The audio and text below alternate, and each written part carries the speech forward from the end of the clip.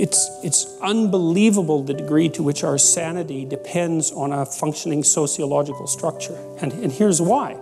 Well, first of all, you kind of need to know what to do every day. You have to have a routine because you're an animal, and if you have a dog or a cat, dogs are a really good example of this. Dogs like routine. They like to be walked the number of times a day that they're supposed to be walked, and they get quite sick very rapidly if you don't routinize their days. Children are exactly the same way, but still, you need to know approximately when you should get up. It should be approximately the same every day. You need to know approximately when you're going to eat. You need to know what you're going to eat. You need to know who you're going to eat with. You need to know where to buy your food. It's like 80% of your life, 70% of your life, something like that, consists of those things that you do every single day, that you repeat.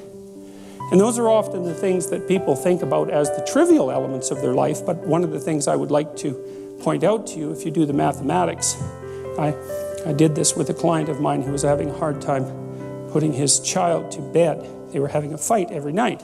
And I knew by that time, the studies indicate that most parents only spend 20 minutes per day of one-on-one time with their child.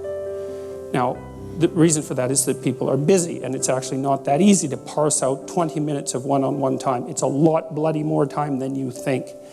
But that's all there is, 20 minutes. And he's spending like 40 minutes a day fighting with this kid, trying to get the kid to go to bed. And that's not very entertaining. You think, well, it's just having a scrap with the kid about going to bed. But it's no. If it happens every day, it's a catastrophe. So you do the math. So we'll say 5 hours a week for the sake of argument, just to keep it simple. It's 20 hours a month. It's 240 hours a year. That's 6 40-hour work weeks. So that guy was basically spending a month and a half of work weeks doing absolutely nothing but having a wretched time fighting with his son, trying to get him to go to bed. Horrible, right? That's just way too much time to spend doing something like that if you want to actually have a positive relationship with someone, because it's just too punishing. And so you need structure, you need predictability, and you need more of it than you think, just to keep you sane.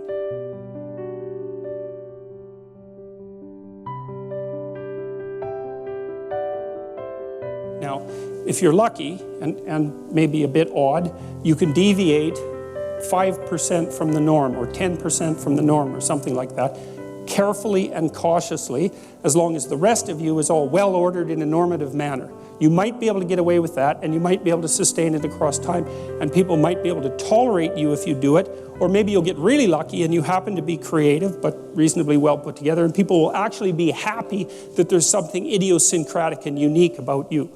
But even under those circumstances, mostly what you want is to have a routine that's disciplined, that's predictable, and bloody well stick to it. You're going to be way healthier and happier and saner if you do that. And then the other thing that you need, because this is one of the things the psychoanalysts got wrong, I think, is that they overestimated the degree to which sanity was a consequence of being properly structured internally, Because from the psychoanalytic point of view, you're sort of an ego, and that ego is inside you. And of course, it rests on an unconscious structure. But the purpose of psychoanalysis is to sort out that unconscious structure and the ego on top of it, and to make you a fully functioning and autonomous individual. But there's a problem with that, because